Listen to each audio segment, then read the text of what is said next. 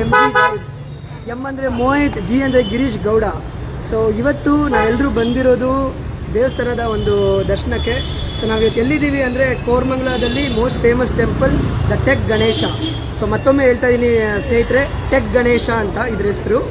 So ಬನ್ನಿ ದೇವಸ್ಥಾನ ಒಳಗಡೆ ಹೋಗಿ ದೇವ್ರ ದರ್ಶನ ಮಾಡೋಣ. ಕೋರಮಂಗಲದಲ್ಲಿ tech Ganesha, please join.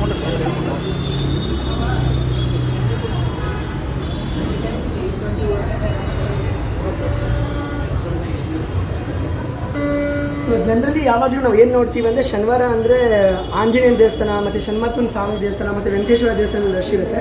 But ಇವತ್ತು ಇಲ್ಲಿ ಗಣೇಶನ ದೇವಸ್ಥಾನದಲ್ಲಿ ಅಷ್ಟು ರಶ್ ಇದೆ, ಯಾಕಂದರೆ ದೇವರ ಒಂದು ಭಕ್ತಿಗೋಸ್ಕರ ಎಲ್ಲ ಭಕ್ತಾದಿಗಳು ಬಂದಿದ್ದಾರೆ. ಸೊ ಬನ್ನಿ ಹಂಗೆ ನೋಡ್ಕೊಂಡು ಹೋಗೋಣ.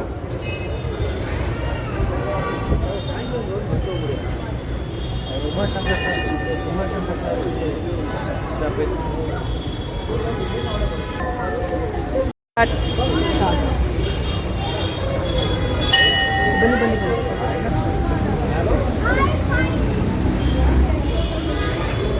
ಸೊ ನಾವು ರಾತ್ರಿ ಇವಾಗ 8 ಗಂಟೆ ಮೇಲೆ ಬಂದಿದ್ದೀವಿ ಅಂತ ಸ್ವಲ್ಪ ರಶ್ ಕಮ್ಮಿ ಇದೆ. ಸೊ ಬನ್ನಿ ದೇವ್ರ ದರ್ಶನ ಮಾಡೋಣ, ದೇವ್ರನ್ನ ಹತ್ರದಲ್ಲ ನೋಡಿ ಪ್ರಾರ್ಥನೆ ಮಾಡೋಣ.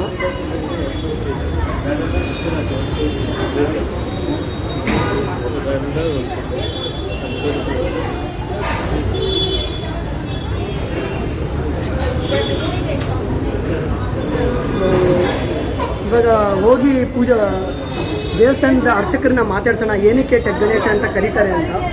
ಸೊ ಬನ್ನಿ ನೋಡೋಣ ಅರ್ಚಕರು ಏನಂತಾರೆ ಅಂತ.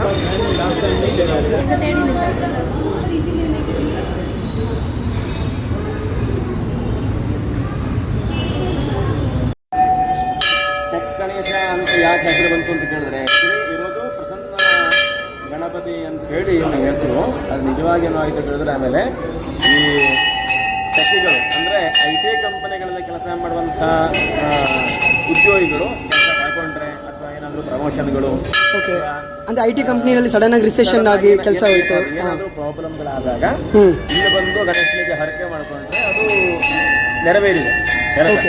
ಎಲ್ಲ ವಿಷಯದಲ್ಲೂ ಸಕ್ಸಸ್ ಆಗುತ್ತೆ, ಬಟ್ ಇದರಲ್ಲಿ ಜಾಸ್ತಿ ಕೇಳಿದ್ರೆ ಆ ರೀತಿ ಉದ್ಯೋಗಾರ್ಥಿಗಳು ಬರ್ತಾರೆ, ಸಕ್ಸಸ್ಸು ಆಗಿದೆ ತುಂಬ ಜನ. ನಮ್ಮ ಒಂದು ಅನುಭವದಲ್ಲಿ ನಾವು ಹೇಳೋದಿದ್ರೆ ಒಂದು ಅಬೌಟ್ 90%, 90% ಜನರಿಗೆ ಒಂದು ವಾರ 15 ದಿವಸ 1 ತಿಂಗಳೊಳಗಡೆ ಕೆಲಸ ಸಿಕ್ಕಿ ಅವರು ಬಂದು ಏನಾದ್ರು ಸೇವೆಗಳನ್ನು ಇಲ್ಲಿ ಹೇಳಿಕೆ ಮಾಡ್ಕೊಂಡಿರ್ತಾರೆ, ಆಗುತ್ತೆ. ಅದರ ಹೊರತಾಗಿನೂ ತುಂಬ ಏನಿಲ್ಲಿ ಸಂಕಲ್ಪ ಅವರು ಮಾಡ್ಕೊಳ್ತಾರೆ ಎಲ್ಲ ಆಗತ್ತೆ. ಬಟ್ ಇದರಲ್ಲಿ ಜಾಸ್ತಿ ಪ್ರಮಾಣ ಇರುವುದಕ್ಕೋಸ್ಕರವಾಗಿ ಟೆಕ್ಕಿ ಗಣೇಶ ನಿಜವಾಗಿ ಪ್ರಸನ್ನ ಮಹಾವತಿ ಅಂತ. ತುಂಬ ಧನ್ಯವಾದಗಳು ಸರ್.